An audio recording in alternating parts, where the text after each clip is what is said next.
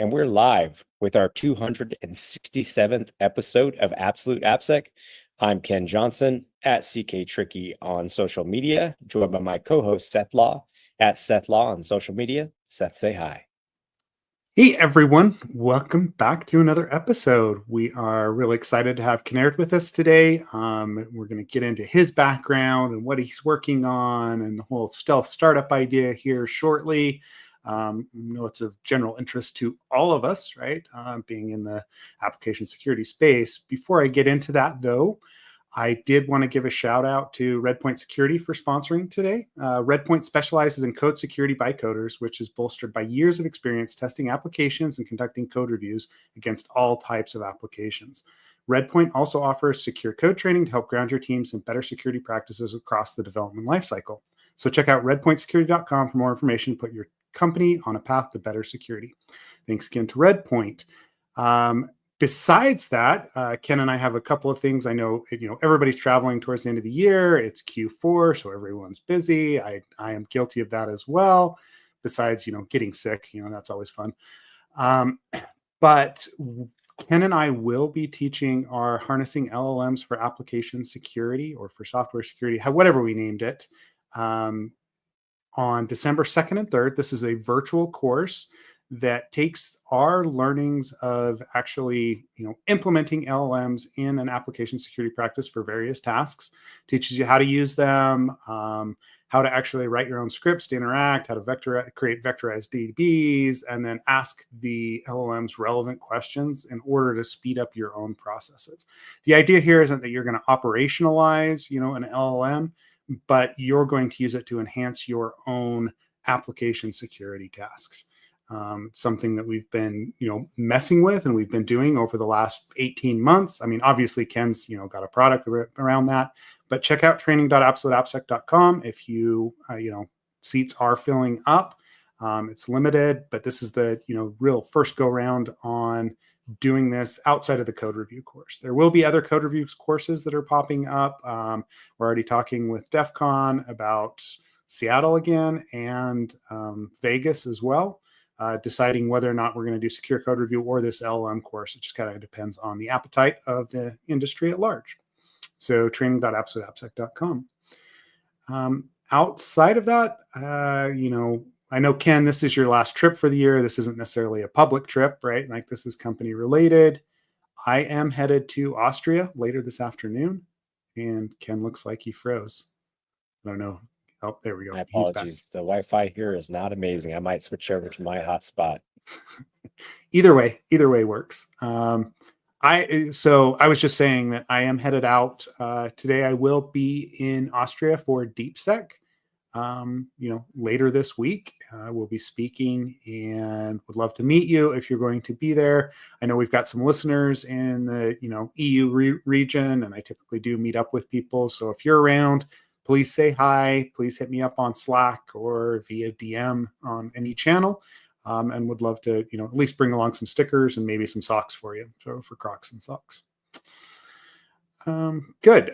Ken, any other places, anything else that you want to feature before we start? We start grilling Kinnaird with all sorts of, technical questions. Not at all. Happy to, or excited to dig in and start asking some questions and find out more about Kinnaird. Okay, cool. Well, Kinnaird, thank you for joining us today. I'm happy to have you on the podcast. Yeah, thanks for having me. Yeah. We've been watching and we've been hearing about NightVision for a while, so we're going to get into that. But for those that don't know you, can you do just kind of a quick introduction on you? Like, what is it that you currently do? And then we'll dive into your background. Yeah. So I'm Kinnaird McQuade. I'm CTO here at NightVision. I lead product here. Always coding, always talking to customers. A bit about my background. Before this, I was as a lead security engineer at Square, Salesforce before that, and then before that, I was I ran the cloud security consulting practice at Synopsys. Now I guess they renamed themselves to Black Duck. And then I started my career off as a web app and API pen tester. So, yeah. I am dying to hear about some of your time at Square. I know first we do want to dig into how you got into the industry, but I would, yeah, definitely during the discussion of how you got to where you are now and your origin story, super excited. I'm sure only because I know that was that is a stellar team over there, and it's an intense security role. So anyways, let's talk about your origin story. What brought you to security? So when I was in college, I was initially majoring in computer science, and I was inspired by Steve Jobs, and I like read his book, or the Walter Isaacson book on him, and then this software engineering textbook that was like this big, like cover to cover, because I wanted to be him. But I started out doing that, and then I transferred to Marymount University in Arlington, Virginia, and everybody there worked at like the FBI, CIA, NSA, and one of those benefits with the city colleges, right? You get a lot of working people, and I started looking at what they were doing, and then I picked up a copy of the Hacker Playbook by Peter Kim, and I started going through it, and I was just hooked, man. And I was like, you're 25 pages in, you're like sending out malicious files, like turning on webcams, like getting shell access to people's computer. Was wild, right? So that's how I got hooked. Yeah, that's exciting stuff. That's why a lot of us got into this field, is for like exciting stuff like that. Popping boxes, getting shells. That's awesome. Yeah, exactly. Back when you could just like YOLO burp suite at some websites that were written in PHP or like struts 2, and then get shell like pretty quickly. It was a great time. Yeah, or PHP was a big thing, or even bigger than it is now, and in terms of people developing like apps and the was it sorry, what's LAMP the stack, mean stack? LAMP yeah, stack. exactly. Yeah. LAMP stack. Thank you. Yeah, that's what I was thinking of. So it's easy to get RFI, LFI, C's. It's super easy. Yeah, it was lots of fun. Still getting SQL injection and login forms, and now that's Yeah. a little bit of an anomaly. Did you see that thing that happened with Department of Transportation? Was it transportation or was it whatever manages the airports? There was a recent incident. It was published all on the internet, and they had this SQL injection and a login form for TSA, and it was just like a simple SQL injection login bypass, and I think you could basically make somebody look as if they were a credentialed TS or like pilot or something, so they could just waltz through security. Man. Interesting blog posts. You should read it. It's a riot. Yeah, that's right. I do remember that. It was about a month ago, right? Like, yeah. And it does take us back to those days, right? Like when, malware was spreading via SQL injection and inserts into databases, right? Like,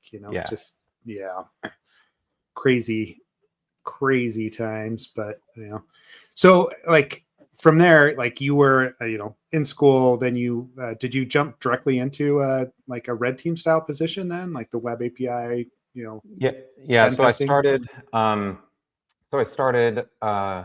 started working at Synopsys initially, and I was doing security architecture and like web app and API pen testing. So I'd have a new site or API to hack every week, and started out doing that, and then started working more and more with all of the more hands-on with the clients, like Fortune 500s, like healthcare companies. And it was a great place to start out your career, because you would see wild stuff, you would participate in group pen tests, but you'd also talk to security leaders about like running their program, the actual challenges that they face. And then there's a tendency with some security people to say, oh, developers are stupid or whatever. And then you start talking with people and you realize how hard it is, right? And then you have to get there as somebody who's like a year or two out of college and defend some of your findings to these customers who are hesitant about the severity or the impact that you've put in your report. And man, it's a great learning experience. I loved working there, and there's some brilliant people there. Yeah. And I mean, I do like to recommend that, right? Like, anybody that's in the security space, like getting that breadth of experience from a consulting perspective is extremely useful, especially as you start to build something like, you're doing now, or you're building a security program. Having some of those experiences of, hey, what is good, what was effective for people versus what isn't. There's no better way than, trying to, analyze a new code base or a new app every 2 weeks, right? Yeah, exactly. Yeah. And also to be shoulder to shoulder with other people who are really great at like what they do. I saw some, can't talk about a lot of it, but like, anytime you meet some pen testers, they'll tell you some wild stories, and it's crazy to see it in action, Yeah. Typically those stories happen over beers, not necessarily over a podcast where it's recorded, right? Exactly. And that's why, for anybody who's listening, if you haven't gone to some security conferences, you should, because those stories are to die for. I love them. Mm-hmm. Yeah. Cool. Okay, so you started out web API testing, Synopsys, and then you moved on from there into what was next. Like what caused the change from the red team, that style activity, into becoming what was next after that? Well, I started getting into cloud security at the time because I thought that was, people weren't, there's a little bit of background noise on one of your end. I can't tell who it is. Yeah. So I started getting into cloud security and DevSecOps and automation, because back then people were saying crazy things like cloud security isn't anything. It's just, they're just talking about open S3 buckets and that's it. And it was so much more than that, right? I still remember I was it was back in 2016, and I was telling people about like Terraform linting, and they were like, what the hell are you talking about? And now that's pretty standard, right?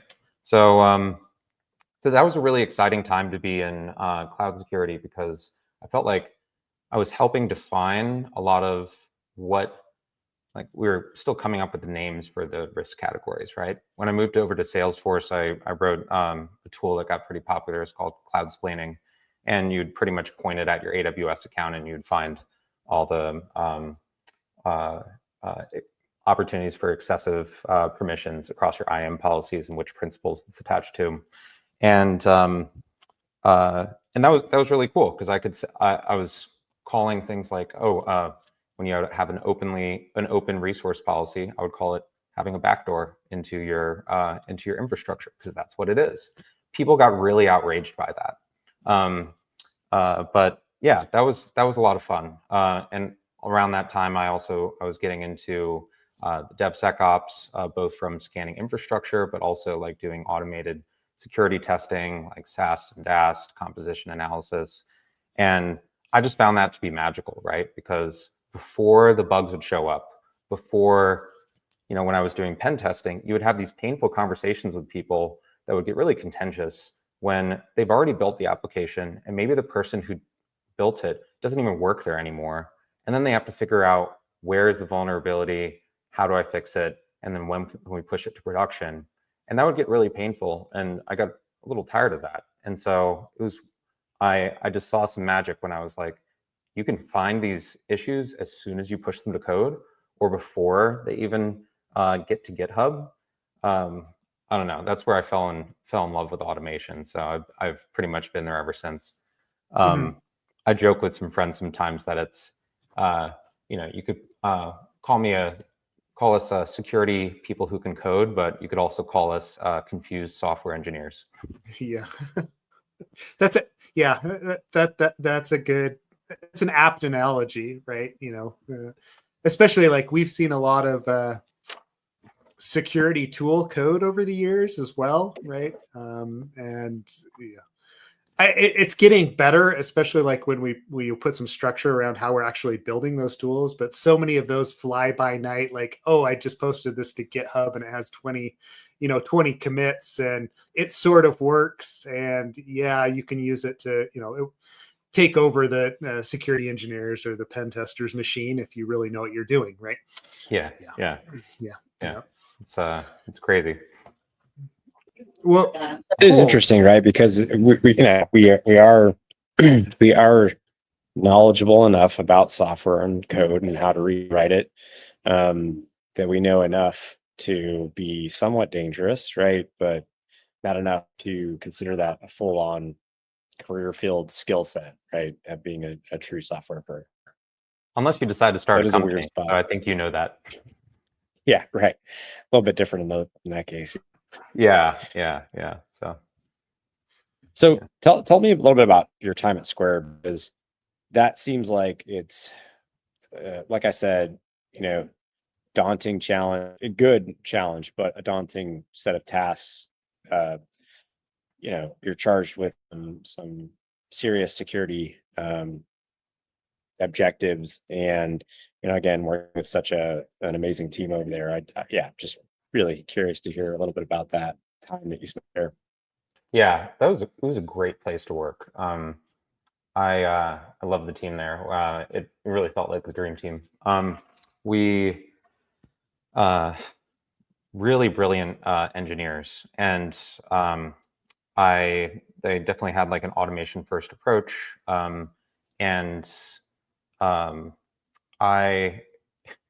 it was interesting. So I started out when I started out at Square 3 weeks in, we had Log4j hit. So I joke that I have like Log4j PTSD, because that like that came in, and then I had to, I helped lead some of the cloud vulnerability management stuff there, but then I was also involved in like with the immediate response and having to find and test all our external endpoints to see if they were vulnerable.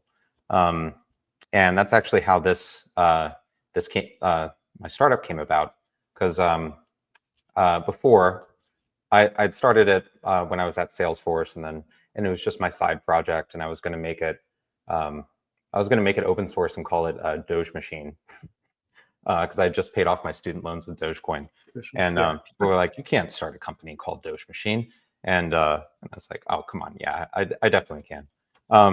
But yeah, so I was working on Doge Machine then, and then I started at Square, and I was really stressed out when Log4j hit, because it was a lot of pressure for anybody in the field at the time, especially given that it was right before the holidays too, and the nature of the vulnerability. But when you look at what Square does, dude, they protect all these like small businesses, family-owned businesses, and if they get screwed, like real people get screwed, So it was a lot of pressure. And so I went to my boss and I said, I have this side project. Let me try it out, so we can, because it's taking me 8 hours to run this Log4j scan with the full hunt one that everybody was using. And so I built it into my tool, and I ran it against our stuff, and I got results in 30 seconds instead of 8 hours. And that was like when I realized, man, I should leave and go start my own company. So how did the tool work? Were you essentially swapping out payloads to validate whether or not vulnerability existed, or was this looking at the you mentioned composition analysis? Was that just a little bit about how it worked? So that was all about like the actual testing and verification of it, right? So actually sending the HTTP request pointing to an attacker controlled server, testing not just the HTTP headers, but URL path parameters, query parameters, post body parameters, and actually sending the payloads through that to see if it could talk back to the attacker controlled server. And I had all this other orchestration and automation running out of my cloud environment to be able to run those scans really fast and parallelize the crap out of it so we could scan all our external infrastructure. So it was really fun. And that's what I had been working on, doing that from a DAST perspective back when I was working as a side project at Salesforce, and then it grew into a lot more, right? So, but I had been, going beyond just plugging. I'd gotten a little bored of like with the cloud security stuff, having it already be defined, right? And getting more into like what's the highest risk to the organization, right? Things that can actually be exploitable now. And I feel like those are the most valuable things to flag. Like what can I actually test and verify that this is exploitable? Because that matters a lot more than some potentially insecure pattern in some backend code base where it'll never be touched by an attacker, right? So, so yeah, that's why I was focusing on building that, and then it turned out to be useful. And that's that's kind of a big question that I have, and I know I'm also a CTO at a startup. I know that you've had to answer this question a million times already, but for everybody on the podcast, considering that DAST tools have been around for 26 years, roughly ish, maybe 24, 25. Anyways, been around for a long time. There's been many iterations of DAST. What for you, what were you unhappy with DAST tools? And then why, or, how was your approach different? How did you see how you could solve those problems?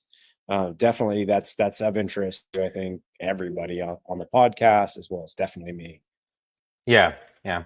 So I was frustrated with I was really frustrated with the speed. So something that we had to do at Synopsys was, so we had apps, like these app scan VMs, and you would have to schedule time in the shared calendar in order to get access to it, because you couldn't have more than 6 people running at once. So sometimes you'd have to check in at like 4 a.m. on a Saturday to be able to like get access to your app scan VM. And that would take like 24 to 48 hours to run, right? And then and same thing with like Burp Suite for a while. I mean, I love Burp Suite, and it's extremely useful. It's a web proxy and a manual testing tool, but people had issues with a lot of false positives, its ability to like test against APIs, and of course, scanning single page web applications has been difficult, and it's also and crawling through them, but that's also become dubiously valuable at a certain point, and more so interesting to test APIs, and that's what people I found were really concerned about. So it was like speed, like ease of use, how effective it was against APIs, and then whether it was actually how to make it actionable. Because people would say, okay, I have a DAST tool, now I flip it into a PDF report or something, then I throw it over the wall like a grenade to the developers and say, I found something. I don't know where to fix it though. You figure that out. And so it's just like a really bad exchange. And so, yeah, I wanted to fix all that. But initially I was just focused on the speed. And then I talked to a friend, and he was like, you need to do a ton of customer research. So we talked to like over 100 companies and asked them all sorts of questions about their pains with these things. And then we found it's amazing. Like if you ever, for anybody's listening, if you ever want to start your own company, just go talk to like a ton of customers and like open-ended questions, learn about product development. And dude, people will give you all sorts of free answers and pain points. And they're like, I just wish somebody would solve this. And you can learn so much from that. And I mean, you know this, even after you start a company, you have to be talking to customers all the time and be learning more and more about their pain points, right? Yeah, it's true. You have an idea based off your experience of where the problems lie and people's complaints are with pre-existing solutions, but it isn't until you have those conversations with folks that aren't even customers. They're just folks that are telling you about your problems, or then once you also have customers, and I shouldn't say or, it's and when you have your own customers, and they begin to use your product, they also give you feedback on like, hey, by the way, here's another thing I thought of that your product could solve that I struggle with, or whatever. So it is like you said, continuous conversation, asking questions and being a good listener. Try not to be too opinionated during those conversations as well. Yeah, definitely. So, and that's kind of a common theme we've heard, and I'm curious your thoughts here. Single page applications, that's a lot, a lot of people, myself included, kind of blame that, for breaking many pre-existing DAST solutions. And, I was talking to a mutual friend of Seth. Maybe. Cannot operate well due to a single page application. It just doesn't find anything and can't do much. Completely broke it. And so, yeah, I'm curious your thoughts there on the problems and challenges and solutions around things like that. On SPA.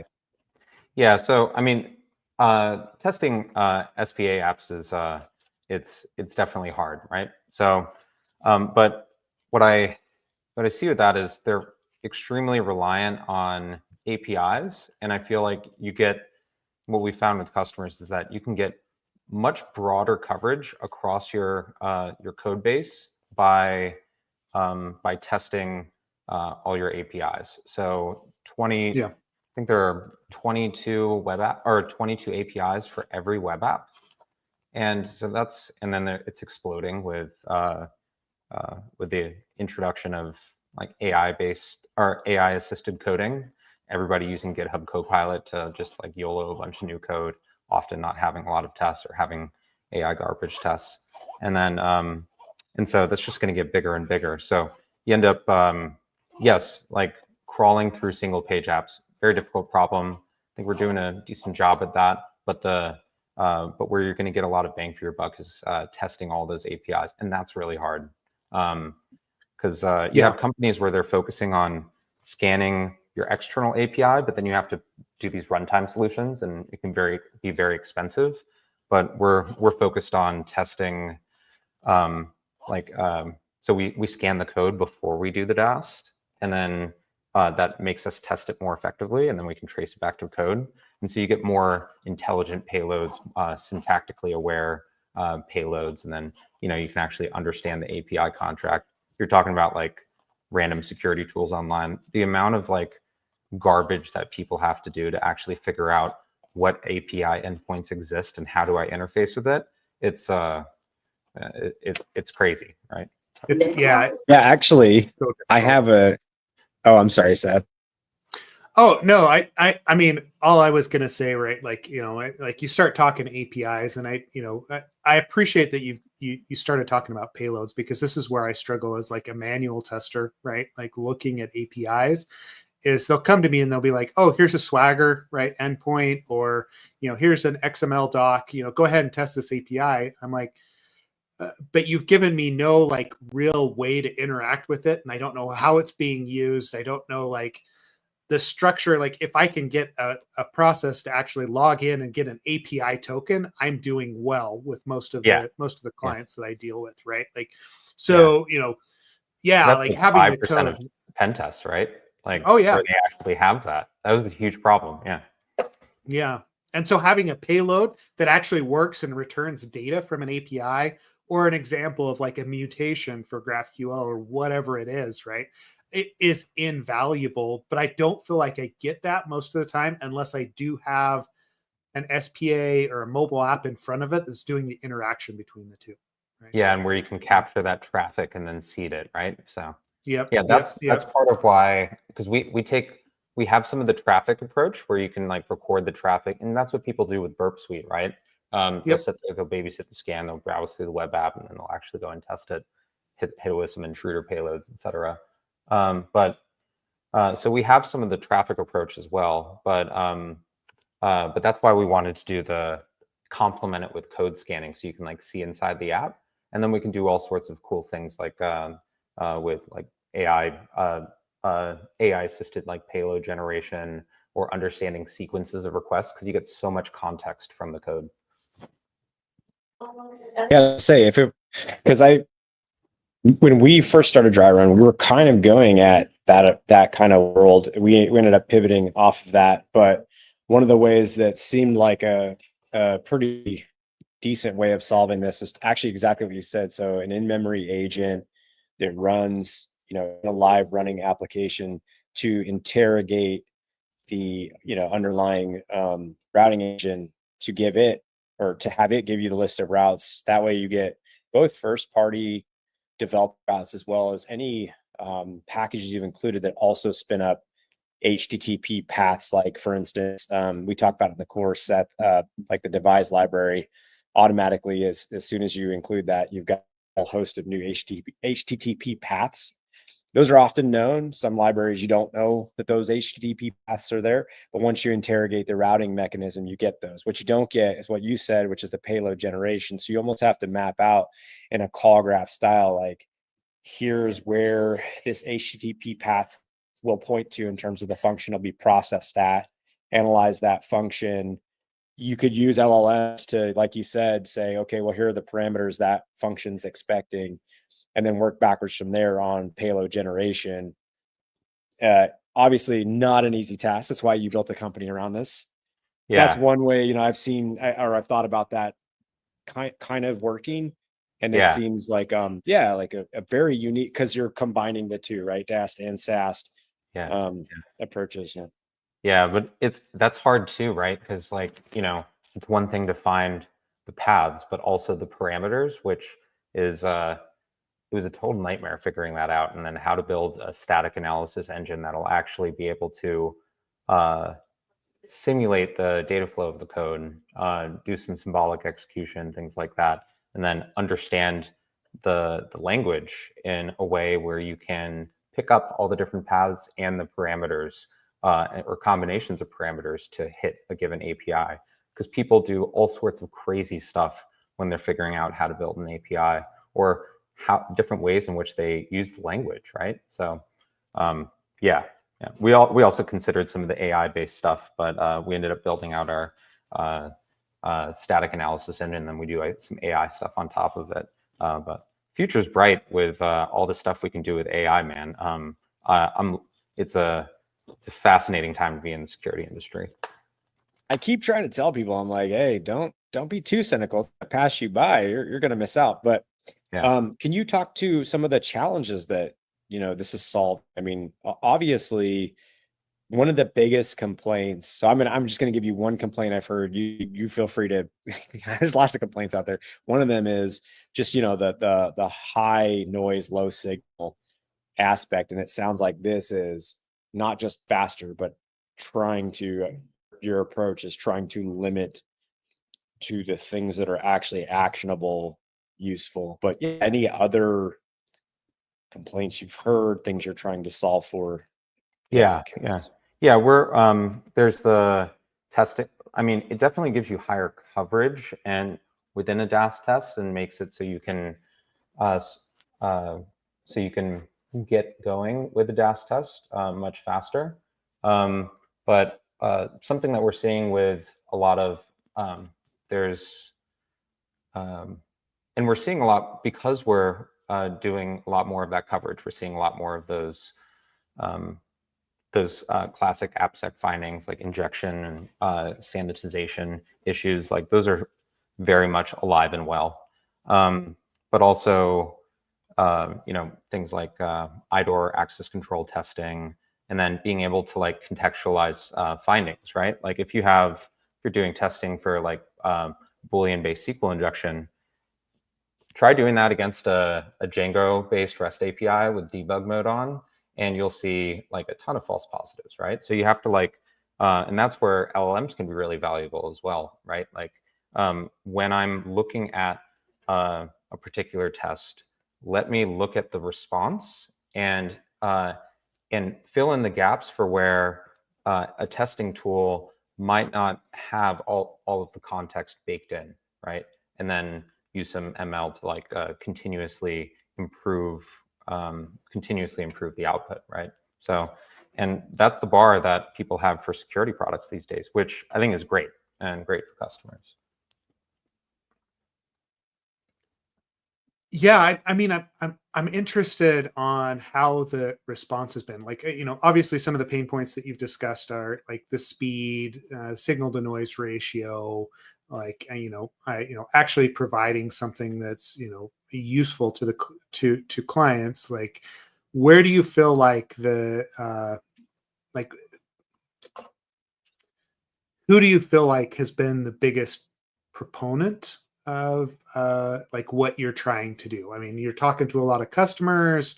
Like, Mhm. who is it that is that is pulling that? I mean, from a manual perspective, I see that as extremely useful, right? Especially as I'm dealing with developers and helping them build out a security program. But you know who are the main like points of contact that you have in organizations that are filling those pain points and actually utilizing the tool, or wanting it? Yeah, yeah. So it's interesting. Sometimes we get because we do the Swagger doc generation. Mhm. Sometimes the developers come in and they tell their security people, "Hey, could you guys use this? Because I really like this feature." Um, Mhm. and then, we work a lot with the DevSecOps people who are focused on like security automation and want like developer self-service. Like my kind of I find like the DevSecOps people are like a lot of the they have a little bit of a kumbaya kind of philosophy. Like let's Yeah. help everybody get along and build in uh, bring in products that help that are developer friendly, which I think is Mhm. the bar that a lot of AppSec tools need to hit that they're not always hitting, right? Like not So just how are does it you? not Yeah. just like good testing, but also like how do we give those results to developers? How is it? I know this is something that Dry Run is really focused on, like Yep. really friendly, high quality PR comments, right? Sweet. Yeah. Because and we focus a lot on GitHub security alerts. So like Okay. and making those kind of things actionable. Yeah, yeah. So you're integrating more into the workflow at that point instead of the old, PDF over the shoulder that we're thrown, or over the wall that's being thrown at developers. Yeah, yeah, yeah. Which is exactly where it should be, right? Like that's the philosophy that we were talking about Square. They definitely try to follow that philosophy, and I like that at Salesforce too. Is let's support developers and people who are building the product by introducing automation so we can get out of their way, Yeah. and then security can just focus on threat modeling and like figuring out how to do like superior tooling or responding to incidents, and not just having some siloed organization where you file a ticket and you hear about a security assessment like 90 days later. It's a terrible way of Yeah. doing things. It is. And yet I still see it. Like, I still Yeah, see, like, even in the DevOps pipelines with customers, I still see like DAST and SaaS tools that are sitting off to the side, that no one looks at the results, that they're just like, oh, we've got our checkbox over here for PCI or whatever it is. Hey, we're gonna scan this code using Fortify, but yep, the license is 5 years out of date and it doesn't even support the code base that we're throwing at it, but we get some results out of it, so it's cool, right? Like, yeah, the yeah. auditors are good with it. Yeah. Or it's like, hey, the report came back clean, but the reason it's clean is because it doesn't support scanning Yeah, anything in yeah, that language. Django or Yeah, whatever. Yeah, exactly. Yeah. yeah, Which yeah, is, I mean, it's shocking, but it still happens quite a bit, right? Which is, yeah. which is too bad. So, what have the challenges been, right, for you? Like, what's been the hardest thing that you've run up against as you're building out this product? Um, I would definitely say it's um, I'd say the most difficult technical challenge was definitely building out the static analysis engine. That was Okay. yeah, if that was definitely the So, most difficult one. Yeah, So are you building out like a full abstract syntax tree? yeah, yeah, And so are you translating, like, how many languages do you support? Like, I have so many yeah, questions because that yeah, yeah, is a huge technical hurdle. And Ken knows this too, right? Like, I mean, Ken, they started to do this with Node and JavaScript yeah, stuff. So, like, it's a yeah. huge accomplishment to get something together. Like, what languages do you support? Like, how are you going about that? Like, how have you approached it? Yeah, yeah. So we support C sharp, some Go, Java, JavaScript. Python, Ruby, and then a bunch of frameworks under those. That was definitely very difficult to build. And you have different experiences with other languages, right? Like when we were trying to build it for our initial version, we were it was some magic around some grep, and that would pretty much just work for Java Spring. But it was, as soon as we tried to approach other languages, we had to really build out our own AST, and we have a way where we actually write our rules for this in a language agnostic way, and that way we're able to build out patterns for how you build your APIs or how you do authentication for those different APIs, and building out where parameters or routes are declared. But it's so different doing that in, say, Java, where it's a lot easier to just like look at a class and then understand its API shape. Reflection, yeah, right. Yeah. But with Python, right, there can be all sorts of crazy if-else statements. It's not always as clean as like fast API or something, right? So there's all sorts of stuff that you have to do. But we build out, we read it into our AST with tree sitter, and then we have we simulate we find like the entry point to the code, and then we simulate the data flow, do some symbolic execution so we can see all the way from, yes, this is where the application starts, but then also here's where the route is declared, and then everything in between. So yeah, it's crazy, but it's really satisfying seeing people's like reaction to it. They're like, wow, it looks and feels like magic. So yeah. I mean, yeah, ASTs have always been that way, right? Like, as a because I'm my degree's in computer science as well. Like that was my and that's what I did for the first couple of years. The first time that you saw something like Fortify or like that build out a whole AST and was able to trace through, and you start talking about tainted parameters and all that sort of thing. It's pretty amazing. And then testing for that stuff too, right? I mean, we have like every time that we make a change to our or when you make a pull request to like our static analysis engine internally, we go through like this crazy suite of tests and like do API extraction against hundreds of code repositories, because you have to have that wide of a data set in order to see if it's really effective, and to give it a chance against when you're running against customer apps, because they can do all sorts of wild things as well, right? So and there's nothing like testing it out against those real customer apps. So it was immensely satisfying, but also very but also very challenging. But I was going to say, how long did you spend in stealth building this, this SE, the SaaS portion of this then, right? Like, it was a while, like over a year. Yeah. So, yeah, not surprising, right? Like, just thinking about it from a technical perspective. Okay, so that's on the technical side. Like, what about on the business side? What are the other challenges that you ran into? I would say,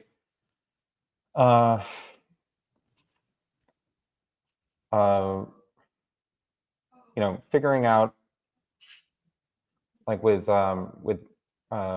recruiting and product feedback, and taking product feedback and building that back into your process. I mean, when you're starting a company, you have to be like customer obsessed, and then also figure out, like, especially as we're adding on more people, how do we take that and then make sure that we're actually building that into the product in a way that's very quick, that we have the people to do that, the right people to do that we can turn that around quickly. And then we can follow up with the customer and say, hey, we actually built this thing in, right? And then prioritizing that. So it's definitely doing a startup is a crash course in product management, and it's challenging in all the different ways in which your weaknesses, and a race in how quickly you can make some of those your strengths. So what were some of the because if you're running a business, and you're, especially as a CTO, you're always involved in sales, right? And so you get customer objections, right?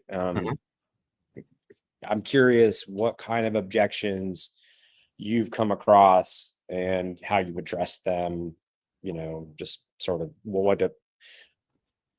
so sometimes that's like, hey, I already have a tool. I already have a tool and whatever we've put. So it's that what's that sunk cost fallacy situation where they're like, we've already sunk so much time into making this thing halfway work. So like, I don't know, do I really want to do this with another thing? That's one example. But yeah, I'm sure you've got a whole host of things you've come across. Yeah, definitely. I mean, yeah, you're right. Even as a CTO or if you want to be somebody who's talking to customers and getting that feedback, you got to end up being involved in sales and customer success, right? Yeah, we've gotten some things with,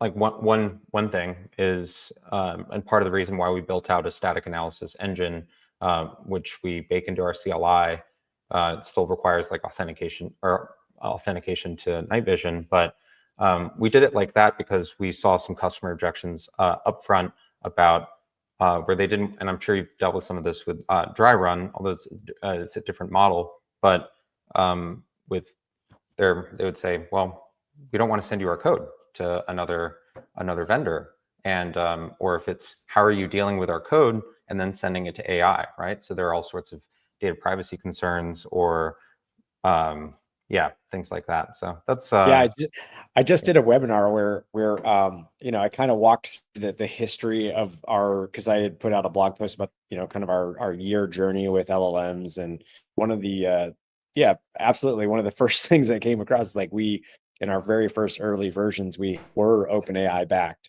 and it's like pre-customer. We're talking to folks and they were like, yeah, cool, you built your infrastructure on this LLM, but you can't use it. Yeah. We will not ever be willing to send our. Now, obviously, since then they've opened up. Not that we don't use OpenAI, but OpenAI did at some point, introduce organizational accounts or organization accounts where that they make a promise they're not training the models on your data. So that maybe helped a bit with that. But again, it's like, yeah, you do all this work and then people come and they're like, no, can't. Yeah. Privacy issues. Yeah. And that's why it's like you got to talk to like a ton of customers up front, do a lot of research, and and that was something that I got that I did, definitely doing some sales and consulting stuff while I was at Synopsys. But then Square was really good at that from like a security perspective, from the security org. And I think maybe I wasn't exposed to that as much I mean, I was embedding with teams, but I wasn't like, part of the security product management at Salesforce. But when you like at Square, every person in security, or at least all the people that I worked with, on a regular basis, every single person would be tasked with, here are these standard questions. We're going to go talk to sample and do some research with the development teams that we service, ask them about their pain points, try to discover new opportunities, and then bring all that back, collect it, and then put it together in a report, and then have that like drive a lot of our strategy. And it was awesome to see that see that in person, because I don't think a lot of security teams operate that way. It can be really reactionary. I mean, just given the nature of the job, and but they did a really good job with that, and it was a good learning experience coming into the startup for sure. One question I've had on my mind to ask you, since you mentioned it, I don't know, half an hour ago, maybe, or so, you said that, the future is bright in cybersecurity. I obviously agree. I heavily agree with you. And I'm curious to hear what you think over, I mean, not even, over any period of time, just what do you think, or how do you see things changing and improving? What innovations do you see happening? And why generally is security, future brighter than before? I know it's a wide range of things you could, but very open-ended question. But I am curious your thoughts there. Yeah. So I think we're definitely it's exciting as we get machines to understand our code better and to be able to not just help us write code, but test code. I haven't really seen, and if anybody knows of some, I would love to hear some recommendations. But we have things like the GitHub Copilot or Copilot style extensions. There's a whole industry of those, right? But I haven't yet seen an AI that can actually get into my Python debugger and like understand the data flow as it's going through. And I don't know about the technical feasibility of that, but we're really at the start of AI being able to like understand your code, where we're still like taking source code, putting it into a chat bot, and then trying to train it that way. It's an amazing stride from a few years ago, but I'm really excited for when it can get in my debugger and when it can understand context across multiple code bases and where things are actually deployed. So it can think about it in like a graph context rather than like guessing from a file. Yeah, you are starting to see those innovations. So like I think REPL, REPL, will allow the LLM to, interact with your Python debugging, I would imagine. And I know Claude or Anthropic rather, they unveiled the Claude model that it was able to actually access and utilize a computer, which was nuts and crazy. Yeah. So it's definitely going that direction, and it's wild to me for sure. An OpenAI Canvas, and I really like Claude, but I ran into like issues where don't they stop you from? They have like a prompt limit that you can't pay past. There's context window lengths of 200,000 tokens with some models. Obviously, with agent-based architecture, there's a way around that and chaining things. But you're right. There is a limit there. Yeah. And then I know Cursor is really magic. I like that, but I'm also a JetBrains guy, so I'm just like hoping that more of these come to JetBrains than just the VS Code. They will. Yeah. It just takes a little bit longer for the Java guys to pick up the new stuff, right? That's always the standard. So yeah. But yeah, it's a great time for security and like a lot of opportunities for like building products and then also like making things more useful for developers. It's hard right now to like imagine. I mean, where do you think we're going to be like 5-10 years from now in the security space?